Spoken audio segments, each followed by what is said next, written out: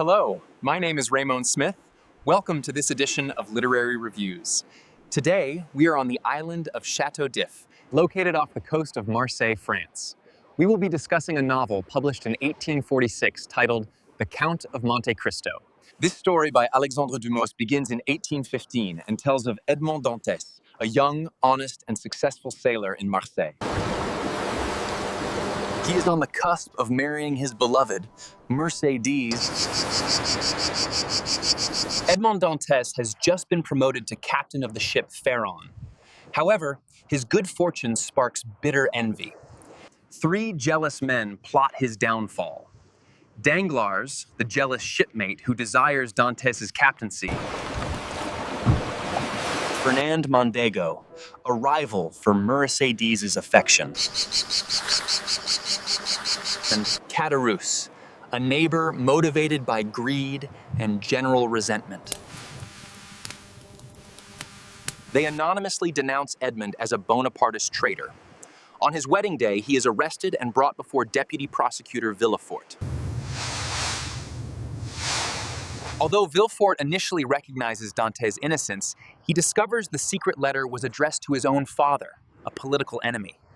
To protect his career and reputation, Villefort ruthlessly condemns Dantes to indefinite imprisonment, without trial, in the dreadful island fortress, the Chateau d'If.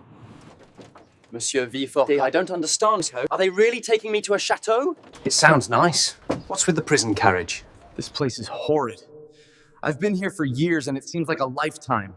There is no climate control, no amenities at all. There is no bed and no bathroom. Once a day, I get some unseasoned soup with mystery particles.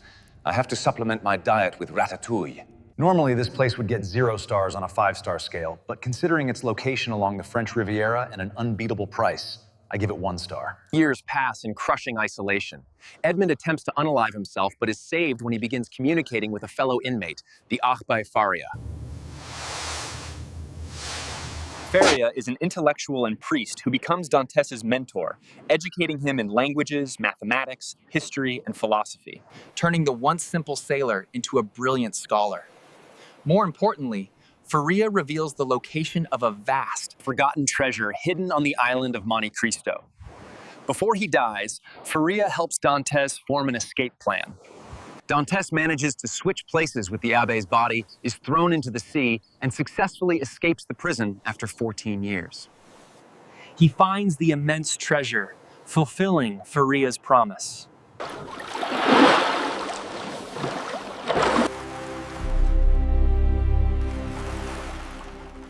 Now immensely wealthy, powerful, and utterly transformed, Edmond Dantes reappears in European society as the mysterious, exotic, and supremely sophisticated Count of Monte Cristo. This is much better. Awesome, in fact. I am so friggin' rich that even my servants have servants. Now, let's have a little vengeance. His sole, consuming purpose is to use his wealth and intelligence to reward those who showed him kindness and, more importantly, to enact cold, calculated vengeance upon the 3 men. Danglars, Fernand, and Villefort, who conspired to ruin his life. He spends years manipulating their lives, exploiting their greatest weaknesses, greed, ambition, and pride. The Count orchestrates the financial ruin of Danglars, who succumbs to overwhelming greed.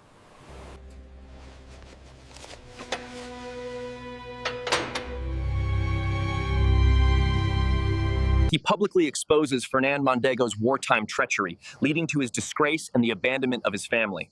Mondego unalives himself.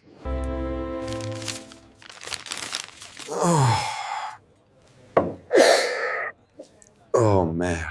Finally, he systematically unravels the life of Villefort, exposing his darkest family secrets and driving him to madness.